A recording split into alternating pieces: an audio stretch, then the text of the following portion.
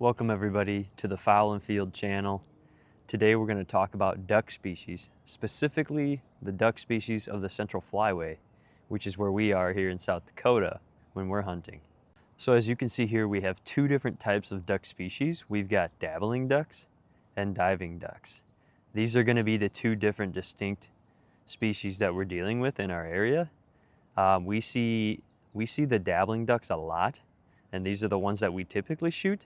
And then the diving ducks, you got to get on some bigger water, deeper water, and find these. Typically, you might have to do a boat hunt. So we don't do that very often. We're usually standing in waders or else field hunting. So we see a lot of the dabbling ducks. Overall, there's about 36 different duck species that call the Central Flyway their home, that fly through there and migrate. And we get to hunt these and enjoy them as we harvest them throughout the year. So we're going to start off with the smallest ducks, going up to bigger ducks, and specifically the ones that we see and harvest the most. And then we're going to move on to some ducks that are exotic, that we don't really see very often or haven't seen yet. So we're going to start with the smaller ducks. We have the blue-winged teal, we have the green-winged teal, and then we have the cinnamon teal. Now the blue-winged teal, it's a very small duck. They fly really fast. They've got some blue on the outer wing that you'll notice. Typically, we don't get to see them in full plumage, the color that they have later in the season when they get down south. We see them when they're more of a brown looking duck. You can see the difference here in these photos. Then we've got the green-winged teal, which is also a small duck, same size pretty much. It has green on the outer wing. It has an orangish brown head with green around the eye as it gets full plumage. Once again, we see them more when they're brown and not quite full color until it starts getting cold. Then we have the cinnamon teal, which I have yet to see or shoot a cinnamon teal, but the cinnamon teal has just this reddish brown color to it. Looks really beautiful. I would love to see one of these someday. Now we're going to talk about the northern shoveler, which is also a medium-sized duck, can be smaller. This duck, when it gets its color later in the season, it is just spectacular looking, especially with the really orange feet. The color is just phenomenal. This duck starts off pretty brown looking though, and can sometimes, especially the females, look like teal. The little blue mark on the wing can kind of look similar, but their bill is huge. We call them spoonies because they have a spoon-shaped bill. So these ducks, we love shooting these ducks. We get overly excited about it. Oh, dude! You did get a drink spoonie. Yeah, he's pretty nice. Them things are so cool. Look at that thing. Ooh, he's pretty. Yeah, he is actually. We call him the King Spoonie. Next, we're gonna move on to the Gadwall. So the Gadwall is mostly a brown colored duck. It gets more color throughout the season and its head gets really poofy with its feathers. The signature here is on the outer wing. You'll see brown and then a white mark. These ducks are very common in our area. We shoot them all the time, especially over water. This is probably the most seen duck for us, I would say, other than maybe wigeon and mallard as well. Well, also teal. We have a lot of teal. But the Gadwall, it's a pretty big duck. It's kind of medium, I guess. Very good eating. We see them all the time. We got some Gadwall. This is a Gadwall. This one's a nice Gadwall. Next we have the wigeon. The American wigeon specifically, because there is a Eurasian wigeon, which I have not seen. But the American wigeon we shoot all the time. The American wigeon gets this beautiful color to it. We're always looking to mount a wonderful Drake wigeon. We love these ducks so much. We shoot them over water, we shoot them over fields. Another interesting thing about these ducks is they do not quack. They make a whistling sound. And it's pretty amazing when you hear hundreds of these coming into the decoys all at once whistling.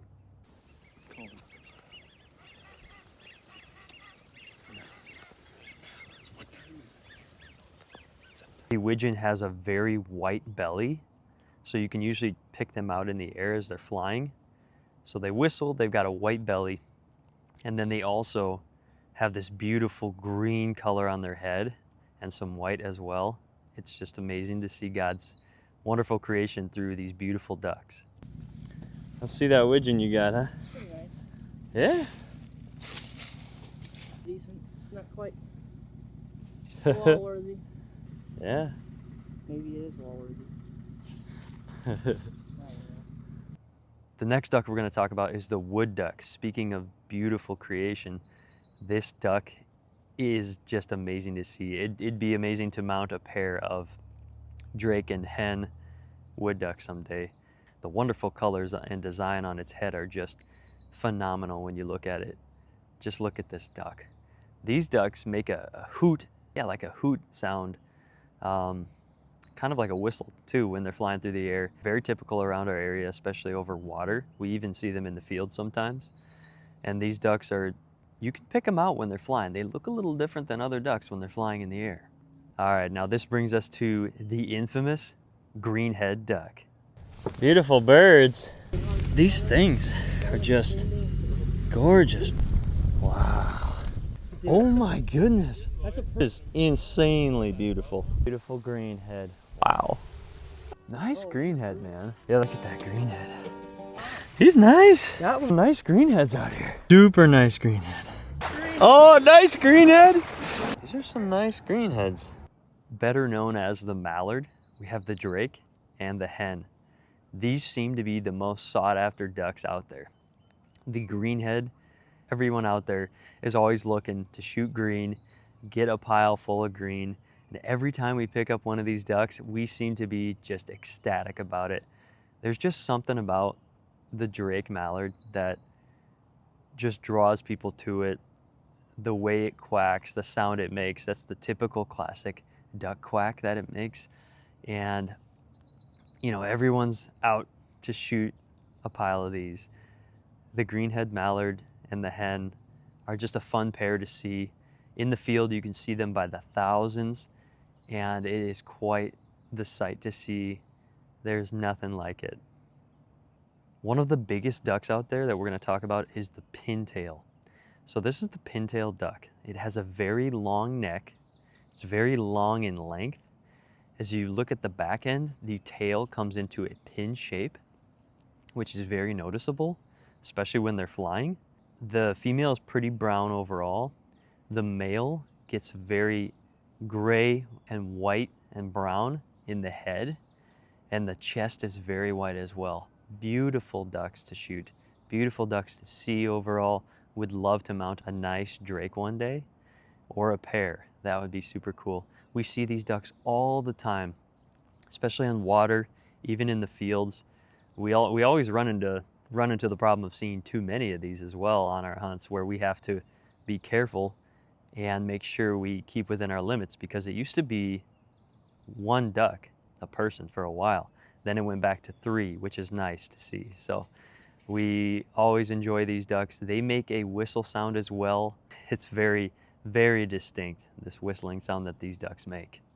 The next duck we're going to go over is some diving ducks here. We've got the ringneck, and then we've got the greater and lesser scaup. Now these ducks, all 3 can be kind of confusing, but the difference with the ringneck is there is a ring on the bill, specifically on the bill, a white ring, and this is the big distinction between the ringneck and the scaup. Now the greater and lesser scaup, basically the only difference is size, and then their heads. One ends up having more of a purplish tint, and one has more of a greenish tint in the head when they have plumage.